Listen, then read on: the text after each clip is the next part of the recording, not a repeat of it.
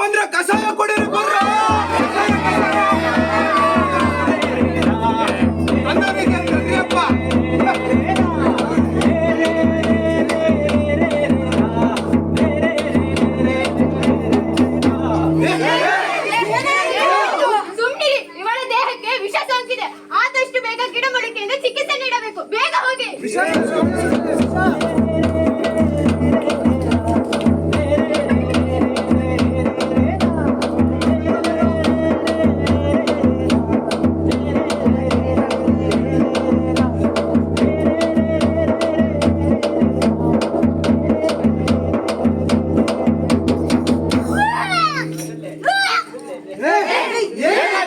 ಏನಿಲ್ಲ, ಈ ಕಷಾಯ ಕುಡಿದ್ರೆ ಹಿಂಗೆ ವಿಷಯ ಎಲ್ಲ ಹೋಯ್ತು.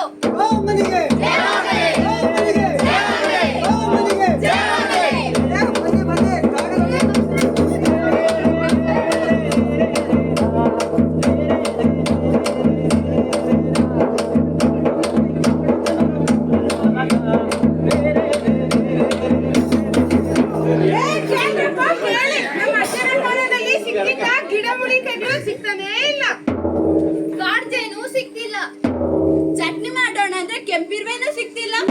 ಹೀಗಾದ್ರೆ ನಮ್ ಪರಿಸ್ಥಿತಿ ಏನು? ನಾವು ಬದುಕೋದು ಹೇಗೆ? ರಾಮಮ್ಮ, ನೀವೇ ಕಾಪಾಡಬೇಕು ನಮ್ಮನ್ನು. ಕಾಪಾಡ್ಲಿಕ್ಕೆ ಯಾವ ಕಾವಮಾನ ಬರಲ್ರಿ. ನಾನ್ ಅವತ್ತೇ ಹೇಳಿದ್ನ ನಿಮ್ಗ ಎಲ್ಲಾ ನಗರಕ್ಕೆ ಹೋಗಿ ದುಡ್ಡು ತಿನ್ನುವ ಅಂತ. ಯಾರು ನನ್ ಮಾತು ಕೇಳಿಲ್ರಿ. ಇದು ನೋಡ್ರಿ 25 ರೂಪಾಯಿ. ಹಾ, ಇದು ಒಂದಿನ ದುಡಿಮೆ. ಒಂದ್ ದಿನಕ್ಕೆ 25 ರೂಪಾಯಿ ಆದ್ರೆ ಒಂದ್ ತಿಂಗಳಿಗೆ ಎಷ್ಟಾಗ್ಬೋದು? ಒಂದು 40 ರೂಪಾಯಿ ಆಗ್ಬೋದಾ? 40 ರೂಪಾಯಿ ಅಲ್ಲ ಕಣ, 60 ರೂಪಾಯಿ ಆಗುತ್ತೆ. ಅದನ್ನ ಯೋಚನೆ ಮಾಡಿ. ಒಂದು ದಿನಕ್ಕೆ 25 ರೂಪಾಯಿ ಆದ್ರೆ ದಿನ ದುಡಿದ್ರೆ ಎಷ್ಟಾಗ್ಬೋದು ಅಂತ ಇವತ್ತೆಲ್ಲ ಬೇಡ. ಈಗ ಎಲ್ಲ ನಿಮ್ ವಸ್ತುಗಳನ್ನ ತಗೊಳ್ರಿ. ಈಗ್ಲೇ ನಗರಕ್ಕೆ ಹೋಗುವ. ನಾವು ದುಡ್ದು ನಮ್ ಜೀವನ ನಾವು ನೋಡ್ಕೊಳ್ಳೋಣ. ಬರ್ರಿ ಬರ್ರಿ.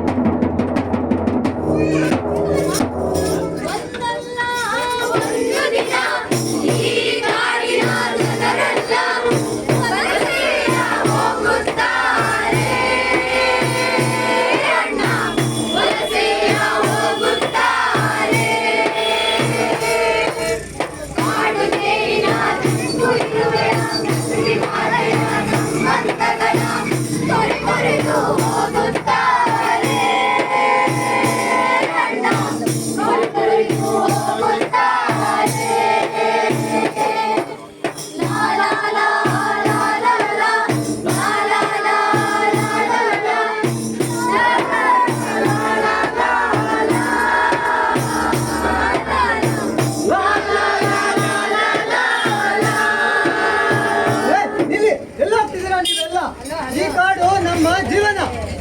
ನಮಗೆ ಮರ ಹತ್ತಿ ಜೇನು ತೆಗೆಯುವುದು, ಮೀನು ಹಿಡಿಯುವುದು, ಬೇಟೆ ಆಡುವುದು ಮಾತ್ರ ತಿಳಿದಿದ್ದು. ಬೇಟೆ ಹೋಗಿ ಏನ್ ಮಾಡ್ತೀರಾ? ಈ ವಯ್ಯನ್ ಮಾತಂತ ಕೇಳ್ತೀರಾ? ಈ ವಯ್ಯನ್ ಮಾತು ಕೇಳಿನೇ ನಾವು ಇಷ್ಟಿನ ಹಾಳಾದದ್ದು ಬೇಡ. ಎಲ್ಲ ನಿಮ್ಮ ವಸ್ತುಗಳನ್ನ ತಗೊಳ್ರಿ. ಈಗಲೇ ನಗರಕ್ಕೆ ಹೋಗಿ ನಮ್ ಜೀವನ ನಾವು ನೋಡ್ಕೊಳ್ಳೋಣ್ರಿ. ಇವನ್ ಹೇಳಿದ್ರಲ್ಲಿ ಒಂದು ಅರ್ಥ ಐತಿ. ಈ ಕಾಡೇ ನಮ್ ಬದುಕು. ಈ ಕಾಡನ್ನು ಬಿಟ್ಟು ಹೋಗೋದು ಬೇಡ. ಸರ್ಕಾರದವರು ನಮಗಾಗಿ ಅರಣ್ಯ ಹಕ್ಕು ಕಾಯ್ದೆ ನೀಡಿದ್ದಾರೆ. ಏನ್ರಿ ಕೊಟ್ಟವ್ರೆ? ಈ ಕಾಡೇ ನಮ್ ಮನೆ. ಈ ಮನೆಗೆ ಹೋಗ್ಬೇಕಿದ್ರು ಅವ್ರ ಅನುಮತಿ ಬೇಕಂತೆ. ಅಷ್ಟೇ ಅಲ್ಲ, ನಾವು ಬಳಸೋ ನೆಲ್ಲಿಕಾಯಿ, ಚೌಳಿಕಾಯಿ, ಹುಲ್ಲು, ಅಣಬೆ ಇದನ್ನ ತೆಗಿಬೇಕಿದ್ರು ಆ ಸರ್ಕಾರದವ್ರ ಅನುಮತಿ ಬೇಕಂತೆ. ಅರಣ್ಯ ಹಕ್ಕು ಕಾಯ್ದೆ ಅಂದ್ರೆ ಅದಲ್ಲ. ಅರಣ್ಯದವರು ಬಡಕಟ್ಟು ಹಾಗೂ ಇತರ ಸಮುದಾಯದ ಜನರು ವಾಸಿಸುವವರಿಗೆ ಹಕ್ಕನ್ನು ನೀಡುವಂತಹ ಕಾಯ್ದೆ ಆಗಿದೆ. ಅಂದರೆ ಕಾಡಿನಲ್ಲಿ ವಾಸಿಸುತ್ತಿರುವ ನಿಮಗೂ ಈ ಕಾಯ್ದೆ ಹಾಕಿದೆ. ಅಲ್ವೇ ಇದ್ರ ಉದ್ದೇಶ ಅದಲ್ವೇ ಅಲ್ಲ. ಇದ್ರ ಉದ್ದೇಶ ಏನಂದ್ರೆ ನಮ್ಮಂತ ಮುಕ್ತ ಮನಸ್ಸನ್ನ ನಿಯಂತ್ರಣದಲ್ಲಿಟ್ಟುಕೊಳ್ಳೋದು. ಅಷ್ಟೇ ಅಲ್ಲ, ನಾವು ಮುತ್ತಾತೂರ್ ಕಾಲಿಂದ ನೋಡ್ಕೊ ಬಂದಂತ ಭೂಮಿಯನ್ನ ಕಸಿದುಕೊಳ್ಳೋದೇ ಇದ್ರ ಉದ್ದೇಶ. ಸುಮ್ಮನಿರು. ಈ ಕಾಯ್ದೆಯ ಉದ್ದೇಶ ಅದಲ್ಲ. ಕಾಡಿನಲ್ಲಿರುವ ಜನರು ಹಿಂದೆ ಅನುಭವಿಸುತ್ತಿದ್ದ ಅನ್ಯಾಯ ಮೋಸವನ್ನು ನಿಲ್ಲಿಸುವುದು. ಹೂ ಹಿಡುವ ಬಳಿ ಜೀವನೋಪಾಯ ಮತ್ತು ಆಹಾರ ಭದ್ರತೆಯನ್ನು ಖಾತರಿಪಡಿಸುವುದು. ಅರಣ್ಯ ಜೀವ ವೈವಿಧ್ಯ ಸಂರಕ್ಷಣೆಯ ಅಧಿಕಾರ ಮತ್ತು ಜವಾಬ್ದಾರಿಯನ್ನು ನೀಡುವುದು. ಅದಷ್ಟೇ ಅಲ್ಲದೆ ಸರ್ಕಾರದವರು ಈ ಕಾಯ್ದೆಯ ಹಲವಾರು ನಿಬಂಧನೆಗಳನ್ನು ಹೊರಡಿಸಿದ್ದಾರೆ. ಅದರಲ್ಲಿ ಮೊದಲನೆಯದಂದ್ರೆ ವೈಯಕ್ತಿಕ ಹಕ್ಕುಗಳು. ಕೃಷಿ ಮತ್ತು ವಾಸಕ್ಕಾಗಿ ಅರಣ್ಯ ಭೂಮಿಯನ್ನು ಹೊಂದುವುದು. ಜೀವನಕ್ಕಾಗಿ ಕಾಡನ್ನು ಪ್ರವೇಶಿಸುವ ಹಕ್ಕು. ಅರಣ್ಯ ಭೂಮಿಯನ್ನು ರಕ್ಷಿಸುವ ಮತ್ತು ಸಂರಕ್ಷಿಸುವ ಹಕ್ಕು. ಅರಣ್ಯ ಸಂಪನ್ಮೂಲಗಳಿಗೆ ಹಾನಿ ಉಂಟಾದಲ್ಲಿ ಪರಿಹಾರ ಪಡೆಯುವ ಹಕ್ಕು. ಇದರ ಎರಡನೇ ನಿರ್ಬಂಧ ಏನೆಂದರೆ ವೈಯಕ್ತಿಕ ಹಕ್ಕುಗಳು, ಸಮುದಾಯ ಹಕ್ಕುಗಳು. ಕಾಡಿನ ಸಂಪನ್ಮೂಲಗಳನ್ನು ರಕ್ಷಿಸುವ ಮತ್ತು ಸಂರಕ್ಷಿಸುವ ಹಕ್ಕು.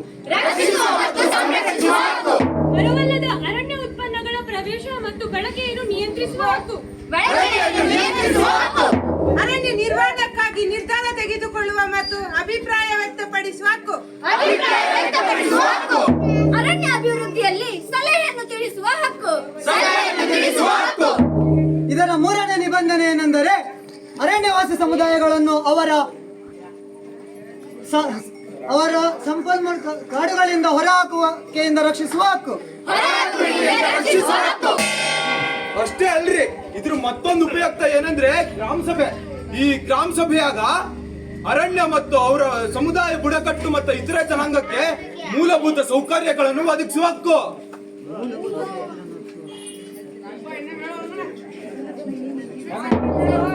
ಹಾಗಾದರೆ ಈ ಕಾಯ್ದೆಯ ಅರ್ಜಿದಾರರು ಹೊಂದಿರಬೇಕಾದ ಅರ್ಹತೆಗಳೇನು? ಅರ್ಹತೆಗಳು ಇಷ್ಟೇ. 2005ರ ಮೊದಲು ಅರಣ್ಯ ಅಥವಾ ಅರಣ್ಯೇತರ ಭೂಮಿಯನ್ನು ಹೊಂದುವುದು. ಪರಿಶಿಷ್ಟ ಪಂಗಡ ಸ್ಥಾನಮಾನವನ್ನು ಹೊಂದಿರುವುದು. ಜೀವನಕ್ಕಾಗಿ ಕಾಡಿನ ಭೂಮಿಯನ್ನು ಅವಲಂಬಿಸಿರಬೇಕು. ಕಾಡಿನ ಭೂಮಿ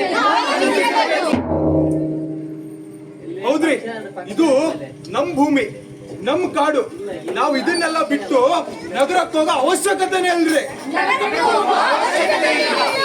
ನಮ್ಮ ಸರ್ಕಾರ ನಮಗಾಗಿ ಮಾಡಿದ ಕಾಯ್ದೆ ಕಾನೂನುಗಳನ್ನು ಸರಿಯಾಗಿ ತಿಳಿದುಕೊಂಡು ನಮ್ಮ ಊರಿನಲ್ಲಿಯೇ ಸಂತೋಷದಿಂದ ಬಾಳಿ ಬದುಕಬಹುದು. ಅಷ್ಟೇ ಅಲ್ಲದೆ ಶೋಷಣೆ ವಿರುದ್ಧ